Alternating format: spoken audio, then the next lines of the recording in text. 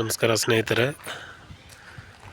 ನೀವು ನೋಡ್ತಾ ಇರೋ ಪ್ರಾಪರ್ಟಿ ಈಗ ಇದು 911 ಖಾತಾ. ಇದು ಖಾತಾ ಇನ್ನೂ ಆಗಿಲ್ಲ, ಖಾತಾ ಮಾಡಿಕೊಡ್ತಾರೆ. ಇದು ಸೈಟು ವೆಸ್ಟ್ ಫೇಸಿಂಗ್ ಇದೆ, 1700 ಅಡಿ. ಇದು ನೋಡಿ, ಈ ಕಡೆ ಡೆಡ್ ಎಂಡು ನೋಡಿ, ಇದು ಡೆಡ್ ಎಂಡ್ ರೋಡು. ಇದು ರೋಡು,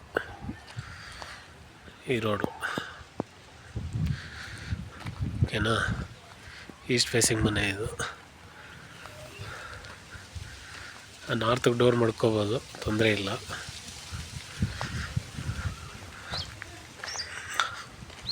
ದಿಶಾ ಅಪಾರ್ಟ್ಮೆಂಟ್ ಇದು.